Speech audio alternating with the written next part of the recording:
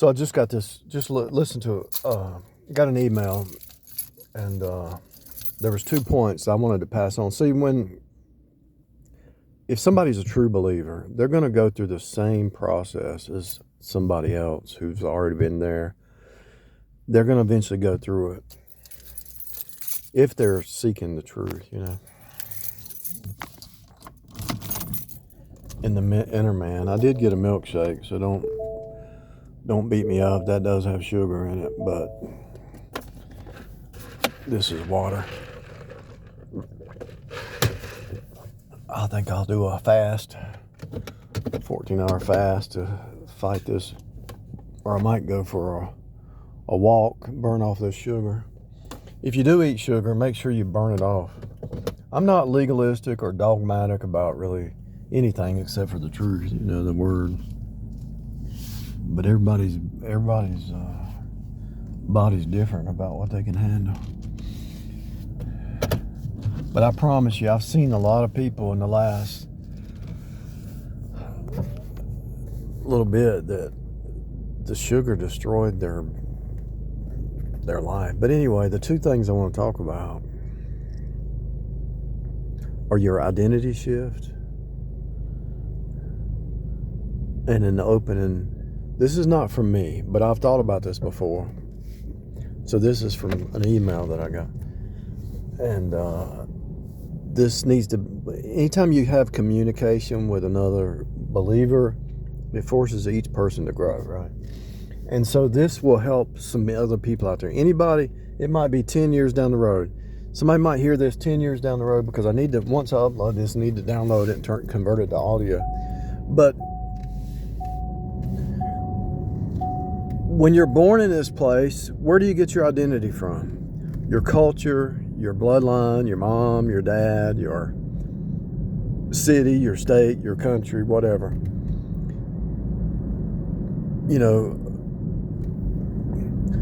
In the USA, we got flags everywhere. Everybody's flying a flag, and that's part of this identity down here in the US. And so, people used to say, I'm a Ford man, I'm a Chevrolet man. There's certain kind of, there's identity that you were given as a child and your culture. And when you start to shift your identity away from the natural realm, away from your bloodline, away from the expectations of your city, your state, your church, your family, even yourself, you might even have your own identity that's not even who you really are. But when God starts to change your identity, and actually what you're doing is if you're a believer, your identity is being changed from anything down here to total identity in Christ. And so as you approach that identity of Christ in you, the hope of glory, and you get your identity out of Christ alone, you start to take on His nature. And so what happens is, it opens up new pathways, new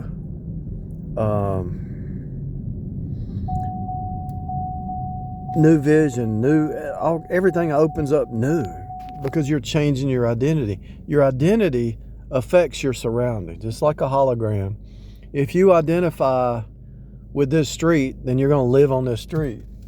If you identify with this city, you're going to live in this city.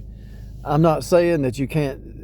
What I'm saying is, you identified with this, so you bought a house here, you live here, whatever. But as you shift your identity, no matter where you're at, you could live here your whole life, but if you could shift your identity, and even though you're living here, it's not who you are. And so as you start to shift your identity, your awareness changes, your understanding changes, your vision, your views, the way you respond to people. I noticed somebody on the job, she started being more positive with people and always looking for the positive. She shifted her identity, and people around her have changed. And so it affects people around you. It affects your environment. It affects everything. Your health. It affects everything. And so it opens up new ways of thinking. It opens up new spiritual insight. It's just crazy how changing your identity changes everything. Getting your identity in the eternal and not the temporal. Okay, so see that clay? Your body's clay. You came from that clay. God made you from the clay, right? But is that your identity? No. If you're not saved and you came from this clay, where are you going to get your identity from? Your car, your house, your job, your looks, your weightlifting, your career, your education, your tools. I know somebody in 3D that gets their identity out of their tools. They actually get their identity out of their tools. I'm not even joking. And there's a lot of people that get their identity out of their clothing, their clothes. And people get their identity out of their family name. They get their identity out of their how much money they make. They get their identity out of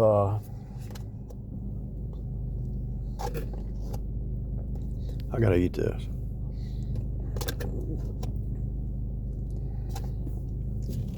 How strong they are.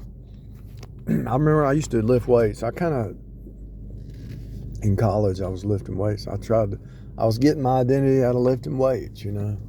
I was getting my identity out of going to college and getting a engineering math degree. And then I got my identity out of a job. Then God's reached in, and God has to reach in, destroy your identity to give you a new identity. He has to slowly, see, it's a slow process, because so let's say this is your identity right here, right? He has to he has to bring you down to push you back up to get your identity in Christ and Christ alone.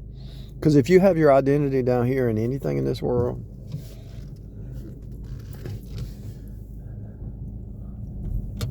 that's not who you are anymore. So God is God. He won't let you get your identity. I'll give you an example.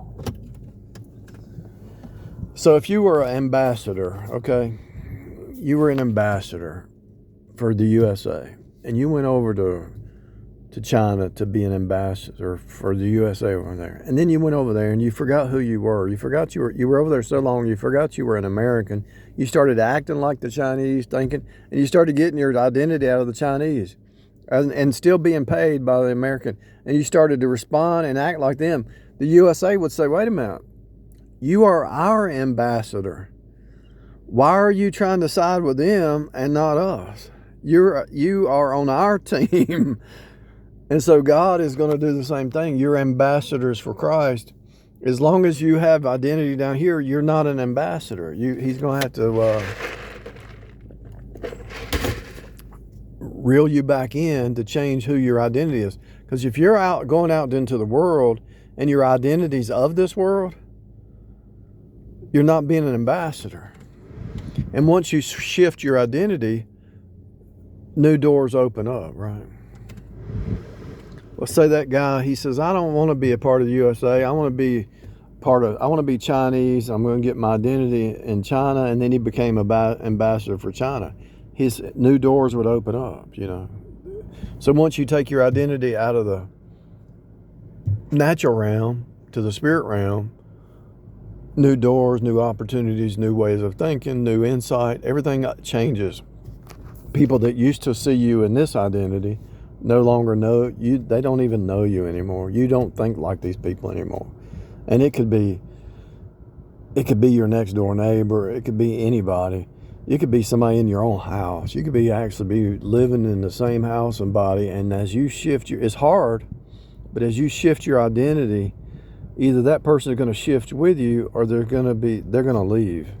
Because when you quit doing the manipulation, the he said, she said, the blame game, you notice people after let's say you get around some married people, and they play these little games and they argue about little stuff, you know, little piddly stuff, like two little kids. You watch them and you sit back and you think, how stupid is that? But if, let's say one is It's really called codependence and enabling, right? And it's back and forth. It's not just one way. It's usually one enables the other one.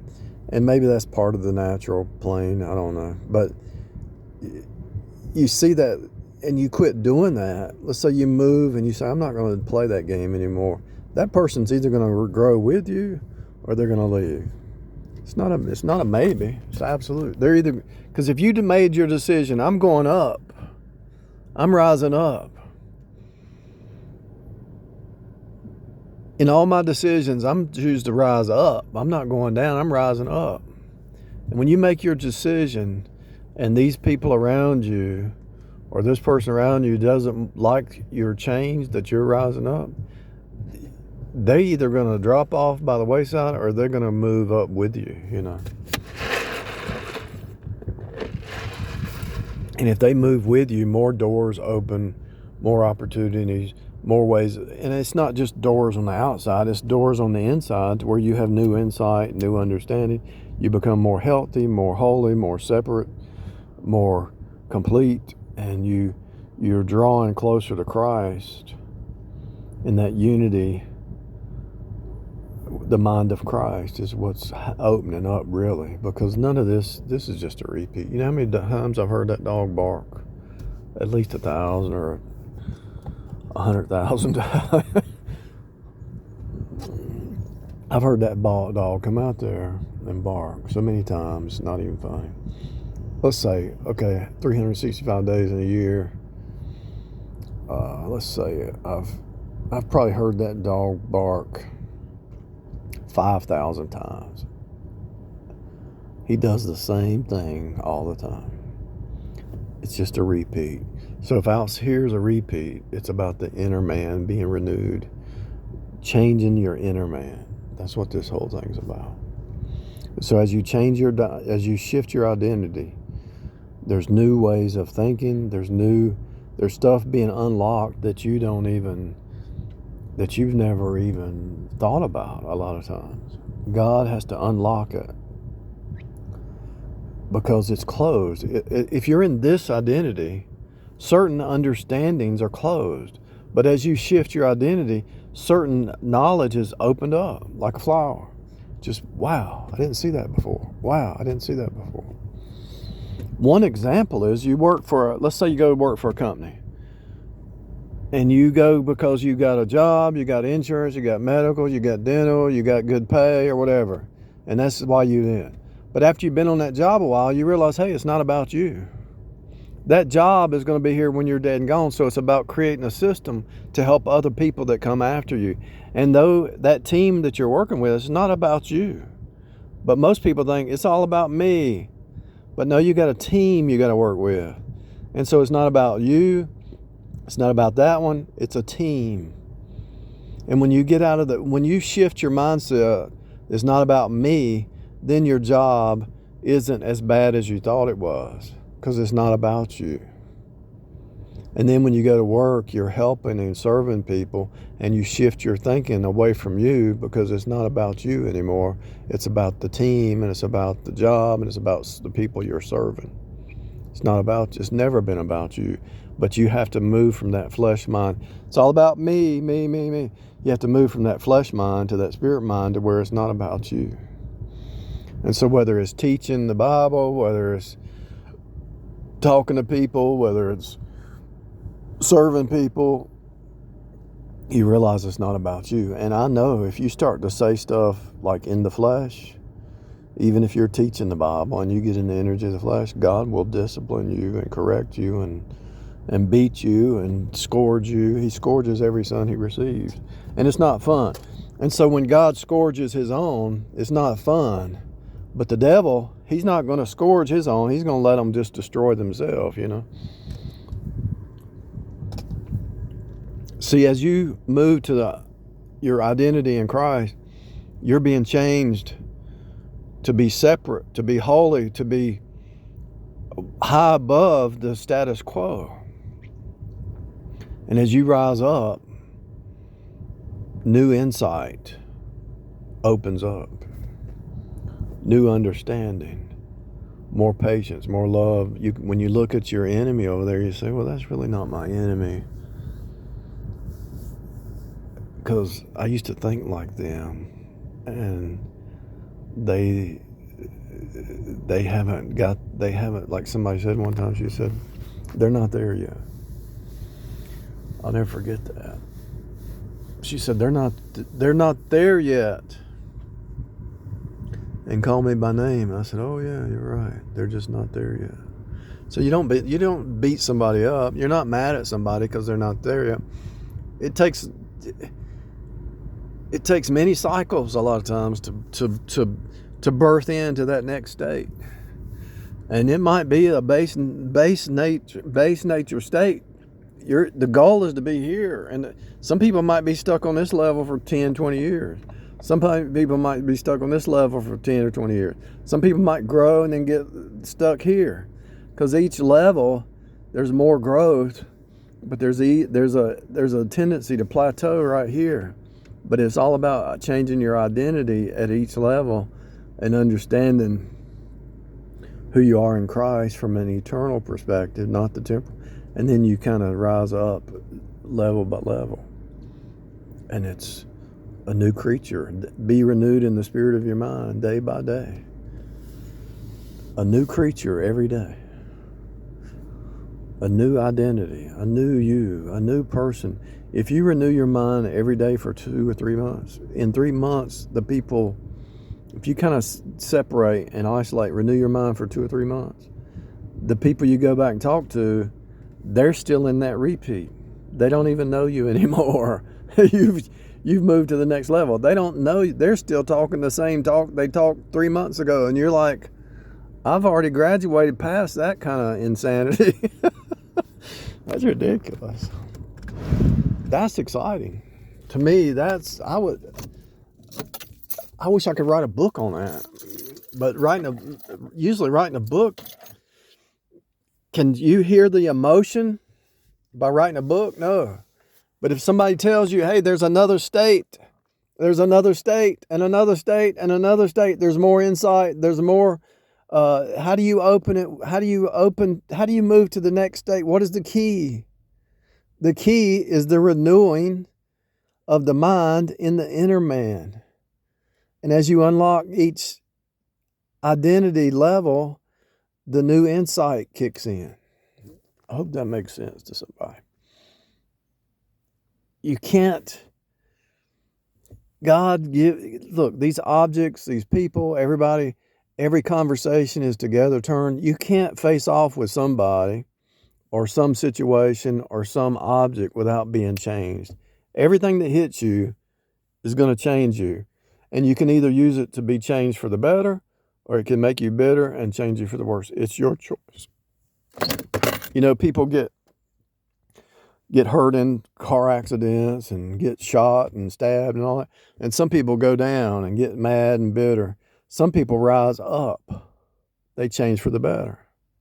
So it's an internal choice. Does that make sense? I hope so. Identity and opening new states of awareness, new understanding, new ideas, new concepts, pushing out. And sometimes it's hard. I spent one whole year watching all the time travel movies I could because I wanted to understand time. And so I was struggling for a year to understand time because everybody thinks time is linear. So I watched all the time travel movies. And then one day it just clicked. Oh, we don't want to be a time traveler because we already are time travelers stuck in a cycle. We want to be outside of time into the eternal mind. And when that spark hit and that insight, I struggled. I had to push out that to get to that new identity. A person who thought in linear time. You know how many hours of meditation it took me to move to the next state, to where I see now time is just the same every day, every moment is the same.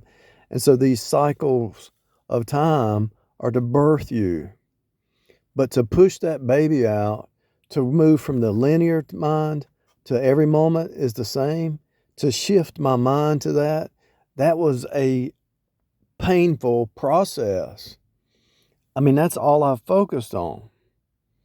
Yeah, I was working a job paying bills, but 24/7, I was thinking about that movie and what that person said, and looking for the data points and looking for it, because I wanted to move from linear time. I wanted to understand the time travel, quote unquote, theory. You already are a time traveler. You don't want to be in time. Time is your enemy, but you can use it for your good as a cycle. You want to be in the eternal mind, not in the temporal. If you're stuck in time, you're in drudgery. Oh no, it's Monday morning, I gotta go to work. TGIF, it's Friday. And you paint the town for 2 days and then you go back to work. Oh no. No, you don't want to be stuck in time. You want to have the eternal mind. Monday morning, Tuesday, Wednesday, Thursday, Friday, Saturday, Sunday. Every moment is the same. Then you don't get depressed Monday morning. Every day's the same. You don't have to paint the town on Friday because you're happy all the time. A shift in your identity opens new doors in the inner man, which opens new doors out here.